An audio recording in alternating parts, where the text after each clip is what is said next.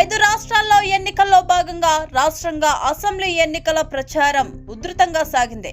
ముఖ్యమంత్రి ఏఐఎన్ఆర్సీ వ్యవస్థాపకుడు ముఖ్యమంత్రి ఎన్ రంగస్వామి ప్రజల మద్దతు తమకే, అధికారం తమదే అన్నంత ప్రశాంతంగా పోలింగ్ లో దూసుకుపోయారు. ఇంటింటికి వెళ్తూ తన విజయాలపై కరపత్రాలను స్వయంగా పంచుతూ చిరునవ్వుతో విజయంపై అడుగులు వేశారు. 4 సార్లు ముఖ్యమంత్రిగా పనిచేసిన ఆయన అవివాహితుడు, న్యాయశాస్త్ర పట్టభద్రుడు. ఆయన తటంచవాడి, మంగళం అనే 2 నియోజకవర్గాల నుంచి 5వసారి ముఖ్యమంత్రి పదవికి పోటీగా నిలిచారు. 2011లో అఖిల భారత ఎన్ఆర్ కాంగ్రెస్ అనే తన సొంత పార్టీని స్థాపించి సంచలనం రేపారు. అప్పటిదాకా కాంగ్రెస్ పార్టీలో ఎదురులేని నాయకుడిగా ప్రజల మానాన్ని దక్కించుకున్నాడు.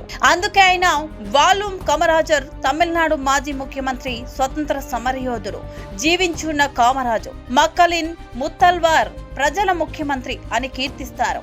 అది గృహ కార్యక్రమం అయినా, వివాహమైన ప్రజల ఆహ్వానాలకు ఆయన ఎల్లప్పుడూ స్పందిస్తారని, ప్రజా అభ్యర్థులను కాదనరని జనం గర్వంగా చెప్పుకుంటారు. తదుపరి ప్రభుత్వాన్ని ఏర్పాటు చేయబోయేది మేమే, చింతించకండి, మీ సమస్యలను పరిష్కరిస్తాం. ప్రజలతో మాట్లాడేటప్పుడు గాని, ఓట్ల అభ్యర్థించేటప్పుడు గాని, రాజకీయ ప్రత్యర్థులను ఎదుర్కొనేప్పుడు గాని ఆయన ప్రశాంతంగా, మృదువైన, ఆదరణ పూర్వకమైన స్వరంతో ఆయన ఇచ్చిన హామీ ఓట్లుగా మారిపోయాయి. ప్రజాదరణ పొందిన నాయకుడైన ఆయన సుమారు 4 దశాబ్దాలుగా రాజకీయాల్లో ఉన్నారు. మరియు చాలా మంది ఆయనను ఒక ఆధ్యాత్మిక అన్వేషిగా, సౌమ్యమైన క్రమశిక్షణావాదిగా భావిస్తారు. పూజ్య గురువు అయిన అప్పపైత్యం స్వామి గారికి పరమ భక్తుడైన రంగస్వామి ఎల్లప్పుడూ తన నుదుటిపై పవిత్ర భస్మాన్ని ధరిస్తారు. ఆ ఆధ్యాత్మిక గురువు ఫోటో ఆయన ప్రచార వాహనాన్ని అలంకరించడమే కాకుండా ఆయన ప్రచార సామాగ్రిలో కూడా ప్రముఖ స్థానాన్ని ఆక్రమిస్తుంది.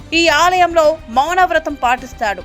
ఎప్పుడు అన్నదానం చేస్తారని స్థానికులు చెబుతుంటారు. ప్రజల నాడి ఆయన గురించి ప్రజలకు బాగా తెలుసు. అంతేకాదు ఆయన ఎప్పుడు ఎక్కడ ఉంటాడో ప్రజలకు బాగా తెలుసు. మధ్యాహ్న సమయంలో ముఖ్యమంత్రిని కలవాలనుకుంటే బజారులోని నెహ్రూ వీధికి వెళ్ళాలి. అక్కడ ఆయన తన స్నేహితుడి ఇంట్లో ఉంటాని రంగస్వామి నివసించే వీధిలోనే ఉండే ఒక యువకుడు చెప్పిన మాటే ఇందుకు నిదర్శనం. 2001లో తొలిసారి ముఖ్యమంత్రి అయ్యారు. 2006 నుంచి 2008 వరకు 2వసారి పదవిలో ఉన్నారు. 2011లో 3వసారి ముఖ్యమంత్రిగా బాధ్యతలు స్వీకరించగా 2021లో 4వసారి పదవి చేపట్టారు. 1991, 1996, 2001, 2006 అసెంబ్లీ ఎన్నికల్లో వరుసగా 4 సార్లు ఎమ్మెల్యేగా తిరుగులేని విజయాన్ని నమోదు చేశారు. ఇక తొలిసారి ఎమ్మెల్యేగా గెలిచిన తర్వాత 1991లోనే మంత్రిగా బాధ్యతలు చేపట్టారు.